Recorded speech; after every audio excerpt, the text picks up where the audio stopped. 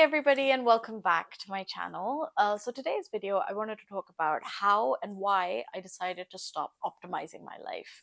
So I guess this ties into some of the stuff that I've talked about before with like minimalism and like living life on less. But I really wanted to get into why optimizing was a really bad idea in my life. And actually, I used to do a lot of it and it didn't give me any joy, and it actually stressed me out quite a lot. So the background to this is towards the end of last year, I had a really bad sort of meltdown. And I will do another video dealing with the specifics of it at another time. But I guess the important part of that is understanding that I had every single minute of my life organized. I knew where I needed to be, what I needed to do, and I was doing lots and lots of extra work or lots of extra things because I kind of thought in a way that that's how my life should be. But once I decided to stop optimizing my life, it's kind of opened up a whole new thing in how I approach things and a whole different pace of my life. And so I really wanted to do a video to share that with you. So, as a bit of background, the way I got into this is I think I absorbed quite a lot of toxic hyper hyper consumeristic sort of messages online, and also from like a lot of how I had grown up. And so I thought things like every time I wanted to do something, like say I wanted to learn a language or I wanted to become better at fashion or whatever, every time I even had these ideas of like, oh, this could be a fun thing to try, I really think I got into that. There's no time like the present. I've got to do it right now. And I just ended up being like signing myself up to things or like committing to doing things. And then as an, as another personality trait, I didn't like flaking. So I would just push myself through it. And what ended up happening is I piled on way too much onto my plate, but also I just feel like I wasn't doing a particularly good job of any of it. And so this kind of thinking and this kind of like insane pressure on myself really led me to be doing at one time a master's degree, a part-time job, which was kind of a full-time job, a part-time master's that was pretty much a full-time master's, a lot of work outside of the master's degree that I didn't realize I needed to do, book club, swimming lessons, driving lessons, counseling, volunteering at my local library, and time with friends and family, which just was an insane amount of work for anyone to do. And needless to say, I definitely crashed and burned quite badly. And it's not something I'm proud of, but I think our society really like glorifies the idea of working hard or working all the time or being hyper productive, and I was like, yeah, I'm killing it. But as my husband pointed out, if you are not sleeping, eating, and you've actually gotten quite sick and had to end up in hospital, you're not really killing it.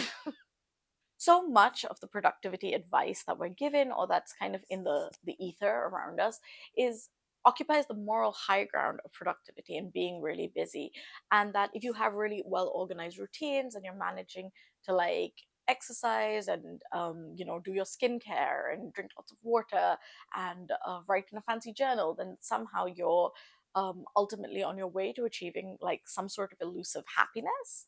And I definitely internalized a lot of these messages.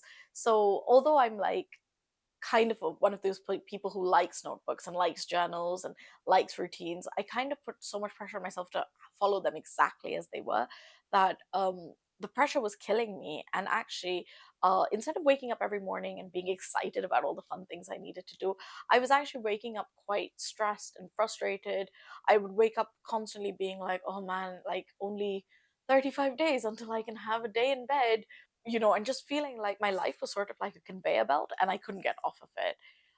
But it actually took all the fun out of all of the stuff that I was doing. Things that I would normally enjoy just became this like routine thing that I had to keep doing, and that's when I kind of realized that it wasn't something I wanted to keep doing. And so the first step of actually recovering from my overproductivity was actually starting to say no to things. Lately, I've been saying no to a lot more things, especially things that happen in the evening, because then I can have more time in the afternoon, and then I can sleep earlier or have a better wind down and rest in the evening, which is really important to me. But I realized actually by saying no to things and actually clearing out my calendar, I realized that I was actually filling quite a lot of my time with stuff that I thought I should be doing, but that wasn't really necessary. It wasn't really fun. It wasn't enriching my life anyway. It's just something that I thought I should be doing. So, for example, every time I saw like a writing competition or a filmmaking competition, I would bookmark it, I would set it on my calendar, I would sit down and I would do a proper application for it each time. And some of them were really good opportunities, but some of them were things that I don't even think that even if I had been successful would have really like helped my career that much or been particularly useful. They were all like small grants. They were sometimes at a different level that I was, but I just thought like, oh well, here's an opportunity. I must go after it. When actually, I didn't really need to be doing that. So by being kind of more intentional and more mindful about what I'm saying yes to and what I'm saying no to, I find that I'm actually moving through life at a much slower pace, and it's not only made me a lot happier. I feel like I finally have time to do the things that I want to do, and I'm not like frantically rushing through everything. Now, there's a fine balance to this because I think you can very easily turn into all or nothing where you never want to get out of bed, never want to like do anything, never see anyone. And that can lead to a lot of like loneliness and isolation. And, you know, there's a balance that everyone has to find for themselves. But overall, like I found that the more I'm resting, the more I enjoy my socializing, the more I'm working, the less I'm like worrying about other things, the more I'm like making sure to eat and exercise, the less like scared or stressed or anxious I am about other aspects of my life. So there's a fine balance in like not saying no to everything, but being able to intentionally say no to something so that you say yes to other things in your life. So I'm going to take a minute to talk about sleep here because I think where what happened last year was that I wasn't sleeping very well. I was quite stressed because I was up late night. I was actually working through the night, and then over time, I wasn't getting enough rest, and that compounded into having quite like bad effects on my daily life. It really kind of floored me.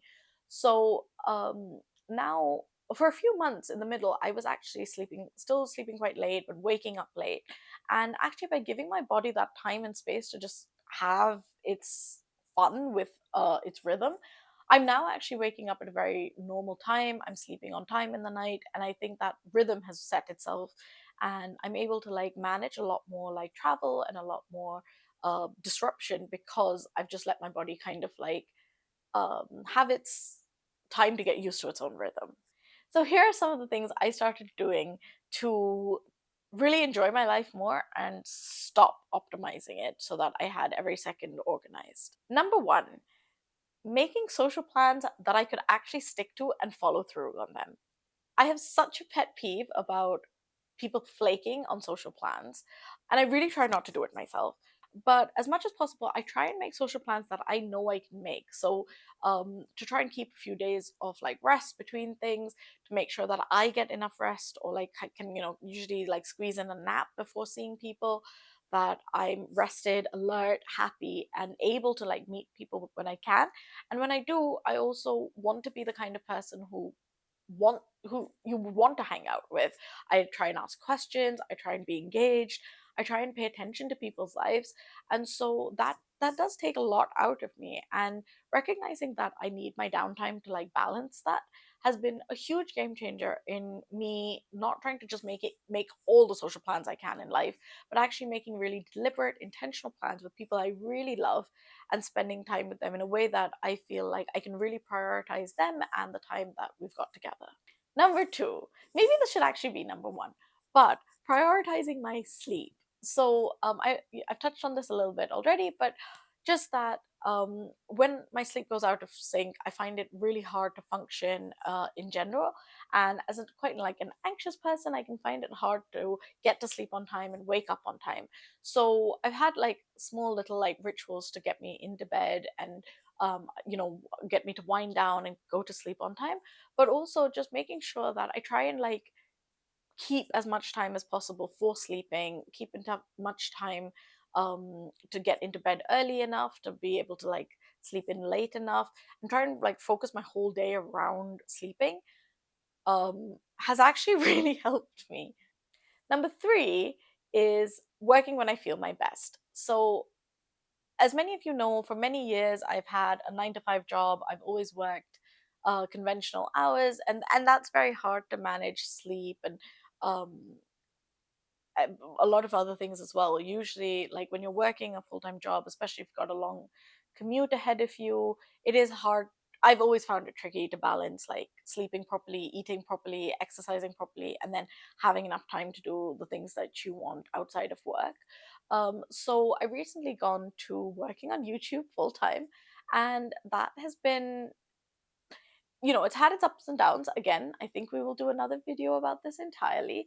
But on this video, I guess being able to work to my own natural rhythms and paces has been hugely helpful. So I quite often will have days when I'm very productive. I'll do like 5 things at once and get lots of work out of the way. I'll also then have 2 or 3 days when I don't really focus on work very much and I'm able to just enjoy my time, see friends, see family, read a book, and do whatever it is that I like to do. And I think actually setting up my day in a way that's a little bit more flexible and that works better for me has been huge. I think I'm able to like definitely put out better work and I'm able to like find so much more joy in what I do, which was really hard. And I know that this is coming from a place of privilege and being able to do this right now, but I did think it was important to share that what would be ideal is if there were more organizations or more companies where people were allowed to like work at their own rhythms, because um I think overall you generally have people who are happier, more productive, and actually really excited about the work that they're doing. Number four is actively doing less. So, like I said, there was so many instances where I was just doing things because I thought I needed to do them. I thought this is what's expected of me. This is what like gets people ahead. So I would sign up to every single internship, every single opportunity, every single fellowship I could find. While working full time, I would run a side hustle, and I just thought, well, this is how everybody else is doing it. But the truth is, it's not. Not everybody else is working this hard, and it's not how you get ahead. It's really important to take care of yourself and do less. So I also think I was just actually like spending a lot of social time with a lot of different people who I didn't necessarily feel very close to. I didn't really feel like we had great friendships, and I was just doing it because I was going through the motions of thinking, well, maybe this is how you like make friends, or maybe this is how you discover whether or not like this relationship is really good. But after a certain point, I think you've got to trust yourself and know that it's okay to just step away from certain relationships, to step away from certain jobs, to step away from certain things because they're not actually serving you. But by valuing my downtime and just treating myself better in my downtime, so when I'm not working, just giving myself a break and being like, it's okay that you're not working. I just feel like not only do I feel better, but I also feel like I'm able to be a better person to those around me. I don't feel like I'm so high stress, and I'm not like as angsty or anxious around other people. I think that just recognizing that I am a human being who works because work is something I enjoy and that gives me a lot of satisfaction, and it's also a necessity in modern life, but not that like work is not my whole life, my whole identity and my entire self-worth and happiness doesn't come out of it, has actually been huge to like just allow myself time and space to do other things and to just like rest and enjoy kind of not doing very much as well. If you're interested, I'll do a separate video about capitalism and how much I think it's enmeshed into our daily lives. But capitalism ultimately is the idea that we should always be productive and we should always be earning money, otherwise, everything else is a waste of time. And I didn't really think about how deeply ingrained this messaging is for me, but it is something that I took very seriously. And so, if I wasn't working, I was trying to better myself in some way. I was trying to learn a language or try and play an instrument, or I was trying to exercise or something, when actually as human beings it's also okay to just do some things that are not productive, not going to better your life. It's okay to just hang out and have chats with people. It's okay to just like sleep. It's okay to just lie on your bed and stare at the ceiling. All of that is fine if that gives you joy and it gives you happiness, and if that's how you want to live your life, then that's absolutely okay. And I think for me, realizing that there was such an ego tied to being hyper productive or like being hyper optimized or being hyper organized about stuff, there was such an ego for me in that. I really wanted to be seen as reliable. I really wanted to be seen as productive. And I really think I got a version of my self worth out of that. I wanted people to think that, wow, Amira, she's so put together. She's done 100 million things. And actually, when I realized that I can take the ego out of that and people can see me as they want to see me, but I don't have to like push myself so hard to do these things, then it actually felt like a huge relief. It feels like by taking that ego out of it, I'm able to do the things that actually I really want to do, but also that I think genuinely make my life better. And anything that isn't that, I've just actually been able to throw in the garbage. So because of that, I feel very light and happy and fresh. And I hope that if you're struggling with anything, with trying to over optimize your life or trying to do too much, more than you can handle, that you're able to take a step back and just look at your workload and like look at what really serves you and what doesn't, and get rid of all of the fluff and just do what really really matters to you. And I think the more that I realized that getting rid of the ego in things was very helpful for me to like kind of lay out and look at the life I wanted to live, the more I'm able to actually set up my life in a way that works for me. Thank you for watching. If you like this video, please subscribe to the button. It's a great way to support the channel.